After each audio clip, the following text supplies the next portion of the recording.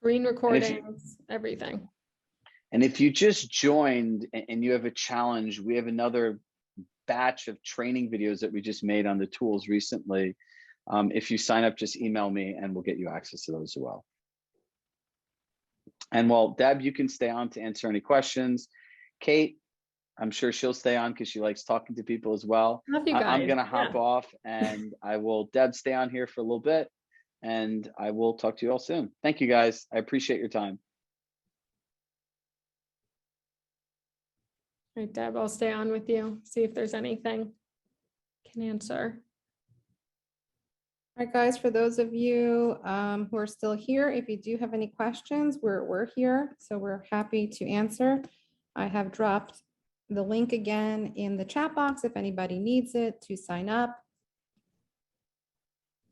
So if there are any questions, otherwise, we really appreciate that you guys took the time to be here with us today. Thank you to Kate for a great session. And I think you guys did get a lot of great information just out of this webinar alone.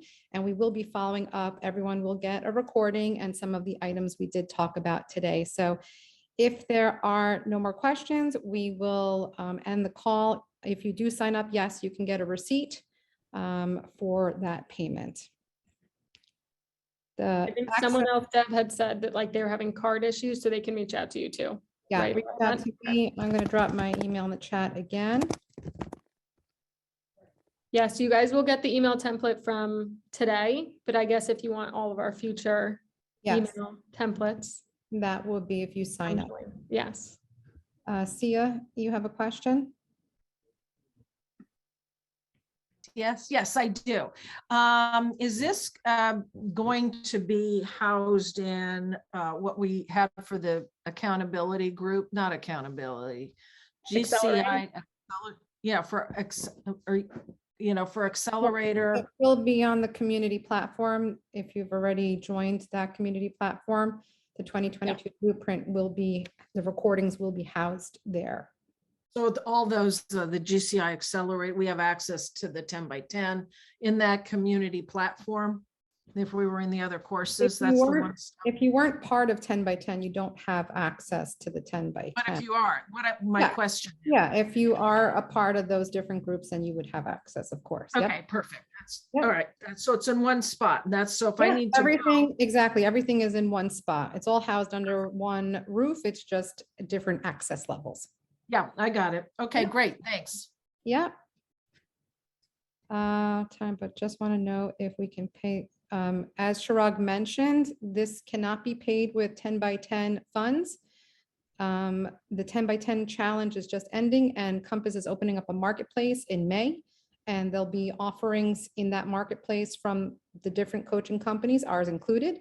And that is where you can use your 10 by 10 fund. So this blueprint print program is not part of that. So thank you for that question. And for those of you who are participating in 10 by 10 who are still on this call, yes, this program is not part of that.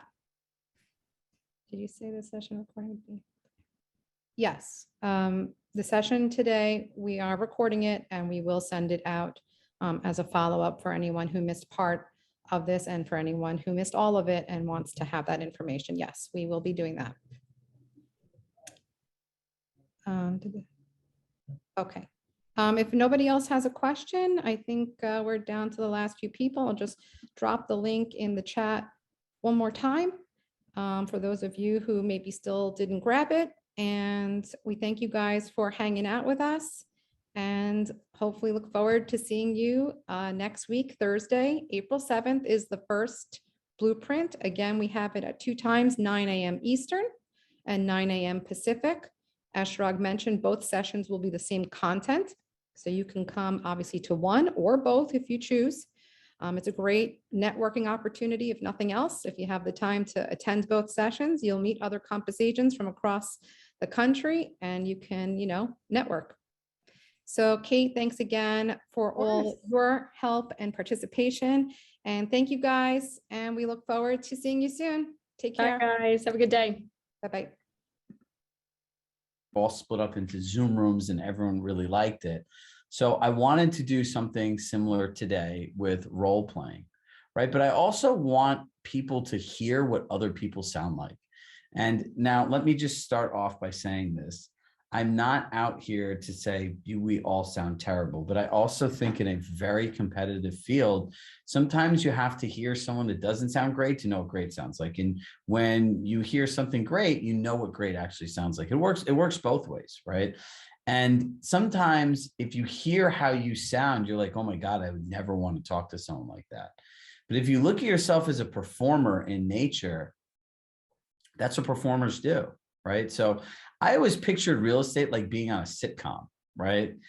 And if you think about it, if they go on the sitcom, each actor has a certain role they have to play, and they have to practice their lines over and over and over again to really knock the episode out of the park.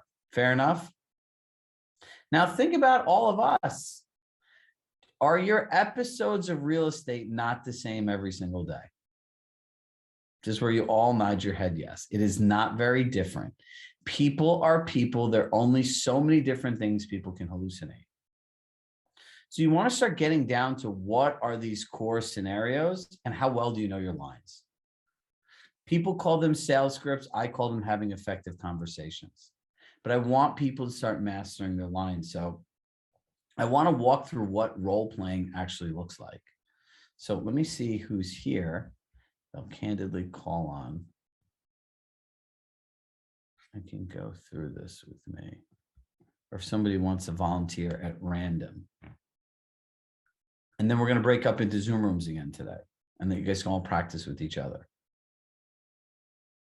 Any volunteers? All right, now this, like, there are not many things that make me nervous in life. This makes me nervous. You guys all showed up here. It's like, hey, okay, Gene, thank you. Where are you? Unmute yourself.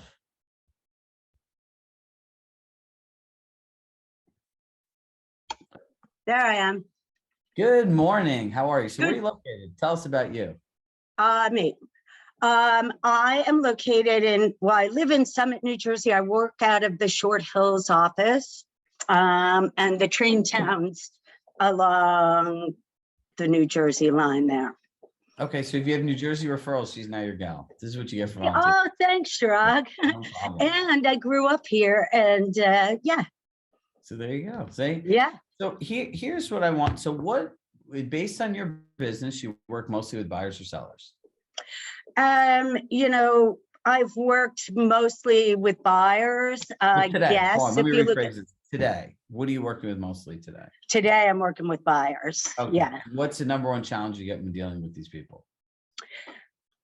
Well, I know my challenges and I know what I'm hearing from my colleagues. So in some respects, some of them will blame you for the fact that there's no inventory in a sense. Stop right you know? there. Ready? Yeah. So Yeah. So here's what I want everyone to focus on, right? And you're volunteered here. So one, I'm going to say thank you in advance. And two, I'm going to warn you that I'm going to be very critical right now. Right? Okay, cool. So Yeah. real estate agents in general are long-winded, right? Long-winded and have a hard time listening and following directions. And I noticed this in yesterday when we said we told everyone, share where you're from, where you work, right?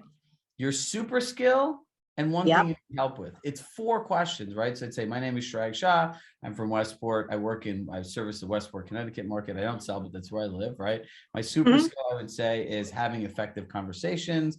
What my challenge is would be, I don't know, learning how to do a listing presentation. That was it.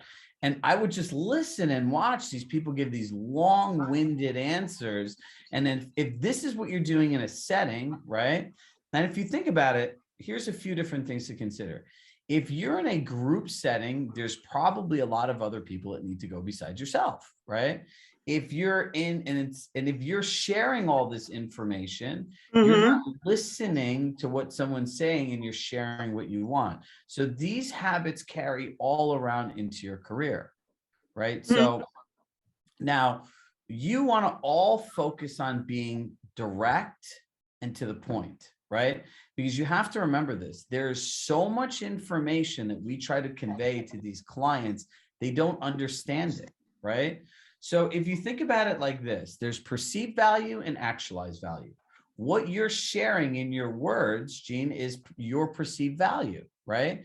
And real estate agents believe when they share all this information that the other people actually understand it, Or right? care. Well, what we make them care is because they're going to focus on, it's going to always be about them, right? Absolutely. So now you want to understand how to have these conversations so it is about them, that they do care and that they can come to their own conclusion, right? Because you remember, it is never about you, right? It's never about you, and it's always their choice. So if they have some crappy reaction to what you say, really what they're saying is, wow, I'm upset because this is not what I thought, and I might not be able to get what I want, right? Right. Okay. Now, here's the other part before we get into this. Real estate agents, in the way they explain things, don't realize that what they're doing essentially is making themselves the punching bag, right? Yeah. So if you have statements like, can either one of us control what other buyers are willing to pay for homes? No. Can either one of us control who decides, who chooses to put their house on the market? No. Can either one of us control the prices that they want? No. Great. So what can we control, right? Like that, if you start this whole thing off by that conversation, that like sets what we call rules of engagement, right? Like you guys are now on the same side, right? So when you go through this, right, I'll be the buyer and I want you to be the agent. Okay. Right? And you're saying the buyers are upset. So I'm going to be a buyer that's upset that there's no inventory. Okay. Can you give me a little background? How much do I know about you, or have I been working with you so far? You can make up the scenario. Okay. So I can make an assumption you're coming to me from Hoboken, you've got a small child, whatever. Yeah. I'll be anyone you want me to be. Okay. So you be Tell that me who guy. you want me to be. And PS, you know more than I do, right? Or you think you do. Okay, so I'm gonna say I know what the market is, Yeah. right? Number one. Number Okay. two, I'm gonna say I really need to move, right? Because they're all in a rush. And number three, I don't want to overpay. Okay. Is that what you say? I want this to be as like, if you give me who this client is, tell me what the scenarios and I'll mock it. Okay, so what we get is young people, Hoboken, Jersey City, New York, right? The guy is in finance and he knows way more than you do because you're just a dumb agent, right? So that is quite a typical scenario. And oftentimes he can be skeptical until you really prove that you know what you're doing, right? So they come in feeling they know more is generally what we get, I would say. Got it. So, right. So I'm coming in here and I'm going to say, all right, Jean, you know, I'm looking forward to meeting you. I know the market's challenging. Like I have a young kid, I really have to move. And, you know, you don't really have to explain things to me. I know there's limited inventory. Oh, that's great, Chirag. I'm really looking forward to meeting, working with you too. I'm just wondering, you seem like a really smart guy. What is your take on the market? I know there's, there is low inventories. Everyone's overpaying. I just don't want to be one of those people. Right. I know that's the word that's out there. What is your line of work, Chirag? Me, I'm in finance. Ah, I see. Yeah. So you're well aware of the markets and all that. Yeah. Well, you also know, what supply and demand, is like economics 101, right? Yes, but as I said, I don't want to overpay. I get it. Yeah. What kind of things are you hearing that makes you fear that you're going to overpay?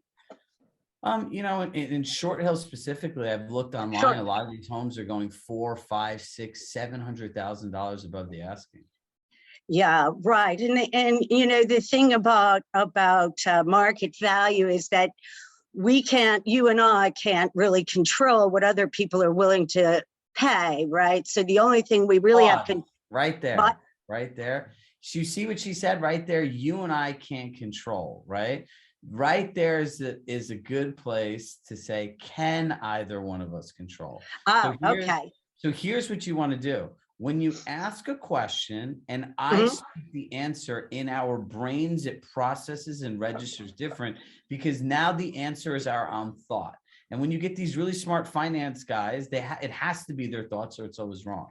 Absolutely. Absolutely. Keep going. So I get it, and I said, oh, okay, so what we can control is ultimately what we decide to put forward, right? And what you think the value is to you. But do you agree with me on that one? Okay, so ready? I'm gonna stop us right here. Okay. What we want to do is flip this, right? Where when he says he's in finance and all this other stuff, and when someone says to you, a couple key points here, right? And look, you are a brave soul for doing this, I have to tell Yeah, you. no problem. I I'm don't care. being very Yeah. difficult here. But No, so that's is clients. fine. That's So what here's we the thing, get. though. I Yeah. don't want to overpay for a home, right? And so it sounds like, I would say, it sounds like you know the market really well. And they're going to say, yeah, I do. And you're going to say, knowing the market as well as you do, what makes you want to enter the market when other buyers seem to be, in your opinion, overpaying for homes? And see what they say, right? Yeah, Remember, sure. it has nothing to do with you. It's always their choice, right? Right. And in the end, you're going to say, look, ultimately, what are your expectations and goals of the market, right? And then you say, these are my expectations, these are my goals, right? And what you have to do is you have to write out all of these questions that you want to ask people and realize, like, for every statement that someone has for you, right? Like, give me a statement that a buyer has. Like, I don't want to overpay, right? Well, okay, so this very guy that you are right now, his thing was, oh, I'm totally bearish on the market and I see things crashing, the overspending is ridiculous, and yet he's out there looking, right?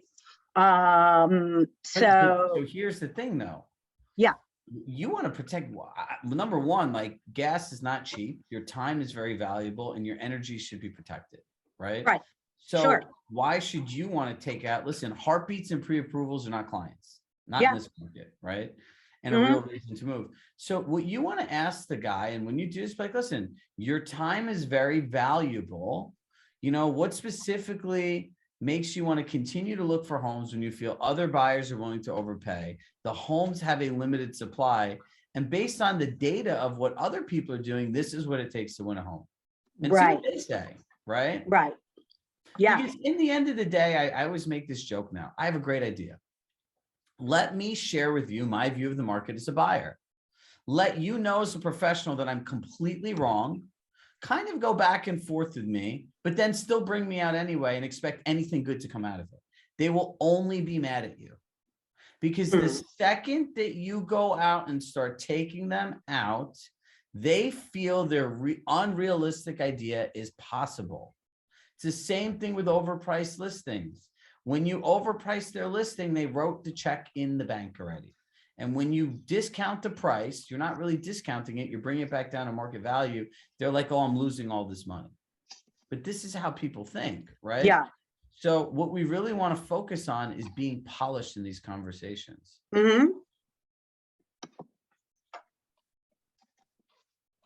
Make sense? Absolutely. Yeah. I mean, and that is oftentimes the thing with a particular person like this is he doesn't really want to be in the market now anyway. You know what I mean? He doesn't want to do what other people are doing because he thinks he knows better. So that's an assessment you have to make based upon what they're saying, I think, too. Yeah. Well, look, Yeah. in the end, the biggest thing in this for everyone, do we all need to practice these conversations more? Everyone hit yes. I don't, logically speaking, here's what I don't understand. This conversation that she's having right here, whether it's a low inventory market, an oversupply market, any market, this is what you have to do. This should be the first thing that's taught to you when you get into real estate. It should be as important as learning how to make an appointment to show a home. But no one wants to sit here and explain this to anybody. It's crazy. So how do I get more referrals? This is how you get more referrals. You're genuine with people. Someone shared with us in a group the other day that they did this and their client said, you know what? I don't want to look for homes, right? Yeah, right. And they said, thank you. And then I later got an email from a broker that said, I did this. They thanked me. And then they referred my friend and said in the email that, you know what? The person that blank and blank is a great realtor I think you should speak with, because she was honest enough to help me understand on my own that the market wasn't right for me. And I encourage you to work with her because she's the only person that will give you an honest opinion and not just make you feel like a commission check. And does this work with everyone? No, nothing works with everybody. Go ahead, Jean. Well, I have noticed with some consistency anyway, that the first thing, and I've been successful with these guys, I eventually get to that point with them, but I always tell them, first thing, I understand why you're so smart and you get it all. You know what I mean? And that sort of, but I don't say it like that, but in so many words, yeah, I get where you're coming from. And they relax a little bit, you know, but I think it's always important for me to say, yeah, I understand you, you know. You're an authority. And then, you know, demonstrate why you know so much. You don't have to see, that's the whole thing. You don't have to demonstrate anything. That's where it all goes wrong. Listen, I want to buy a house, right? Yeah. Mm-hmm. You could not have been a better person to call on for this conversation. Okay. So I don't need to demonstrate anything. My value is demonstrated by asking great questions, being well, that's what I mean. Yeah. Helping them, guide them through the process, yep. And acknowledging, be like, look, I just want you to know that buying a home today is a very frustrating process. Right. And it's something that we're going to go through together. And look, today, our objective is to learn more about you, your expectations, your goals, and go through several different scenarios. And before we even go through whatever this, I want you to know I'm committed to supporting you 100% regardless of what you choose to do. Right. And just let people know that in the beginning. That is a very different experience than what people talk about. They're so focused on telling and telling and telling.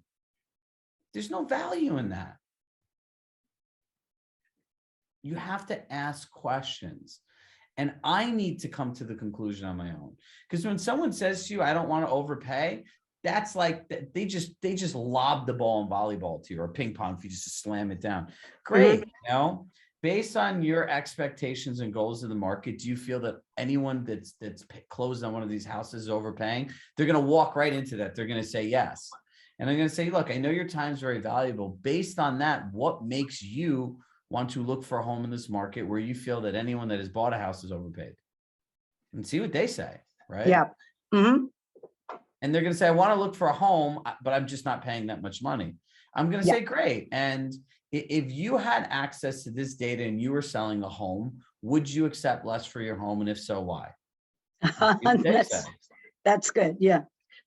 Yeah. The only reason I know these things is because I care about all of you. So I have to invent all this stuff. And then I have to practice this stuff, right? Like there's not like a recipe book I have here. Like we speak to probably close to 1,000 or more agents a week. And we're constantly just listening to what everyone needs, right? That's why all of this stuff is so valuable.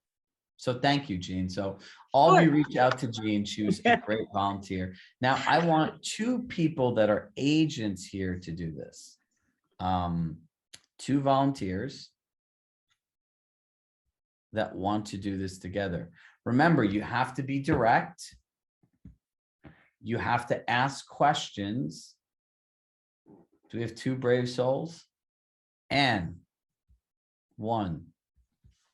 Keisha, 2. All right, perfect. So Holly's 3rd. Okay, good. So then we'll have time for 2 people. You guys got to do this quickly. So you know what, Holly, I'm going to unmute Holly too. Holly, you're going to get to make up the scenario. We'll make this like American Idol style. You could assign who's the agent and you could assign who's the buyer, and you get to make up the scenario. And this is what we'll finish with today. Okay, Keisha, I'm gonna have you be the agent. Okay. And who's the other one? Is it Marta? Anne, It's Anne. Anne. Hi. Oh gosh, sorry. No, it's okay. Anne, you be the client. Sorry. Do you guys want to do buyer or seller scenario? no, you pick. Oh, I pick. Okay. So I think we should do a seller scenario. And I would like to see the, Keisha, you need to overcome objections on commissions because we have such a short sales cycle right now. And people think that you don't have to work as hard because the house is going to sell right away. So Anne, what you're going to say is, what you are going to say is, Keisha, thank you so much. I love your presentation. My house is going to sell in 5 days on the market. You know, we really don't want to pay 6%. And she's going to have to say, we would like to pay 5%. And then she's going to have to answer that. Okay. Go. Hi, Keisha. I really don't, my house is going to sell very quickly. So I really don't think that the 6% commission, I just think that maybe you can work with me on that. Okay, unfortunately, I'm not flexible on the commission, but I will not be flexible on negotiating a price for you either. Really? I mean, what am I getting for this commission? I mean, I feel like it's just pretty easy for you to just put it on the market and then. Have you had a chance to take a look at the marketing plan that I sent you? Yes, I have. Okay, well, that's pretty much everything that we're going to be doing to sell your home. So you're just giving me a program? Is that, I mean, I don't understand the process. Can you explain it to me? Like. Sure. Why don't I open up the marketing plan now and we can go through it together. All right, I'm going to pause you right here. I'm going to throw a wrench your way. I'm going to say, hey, Keisha, I appreciate your marketing plan and it looks great. But the reality is every home that has been on the market has sold in 4 days or less. So how is your plan any different and why should I pay more for it? You're right. The market is very busy now. Do you have any experience handling 25 offers coming your way? No. Go ahead. Now continue. No, I haven't. But I have friends who are selling their house and it just seems pretty easy and quick for them. So my job, we would love to get as much money as we can. And I think that my kitchen looks better than everybody else's on the market right now for my 4-bedroom, 3-bath house. And I have a lot of improvements going on here. So I just think that I'm going to get a good price on our home. And I was hoping that you can work with me on this. Okay, I understand. So you're saying that you feel that your house is of great value and that buyers are going to pay a premium for your house particularly.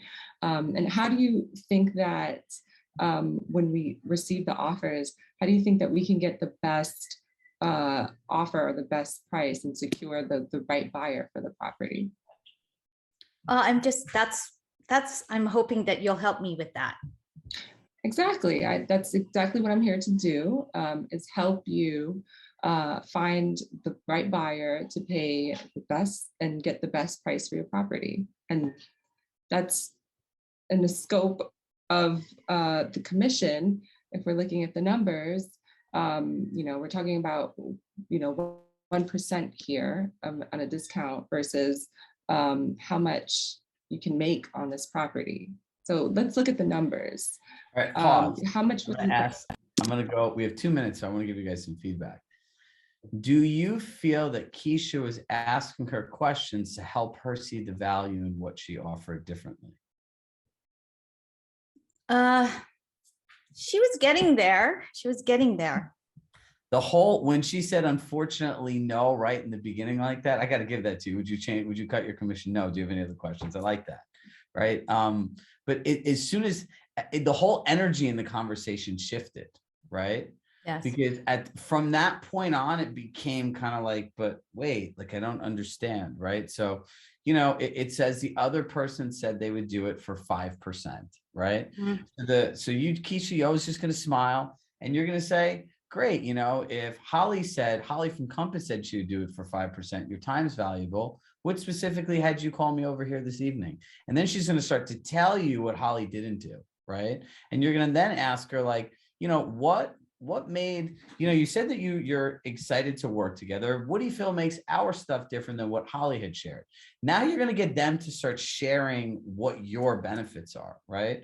And then ultimately, when you do it a discount commissioning, you could say, look, how many things can you focus on at once? It's going to say one thing, and you're going to just write on a number, say it's $1 million. You draw $1 million out really big, you write the word or really small, and then you write $10,000 smaller. And you go, what would you rather focus on? Maximizing the $1 million or on how to save $10,000? And whoever you choose to work with, I completely understand and want to respect your decision. Would that kind of change the dynamic for them? Yes. Then it puts it all on her.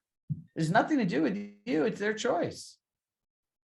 Right? Because as soon as you start explaining your marketing plan, then she's going to push back and say that my house sold really quickly.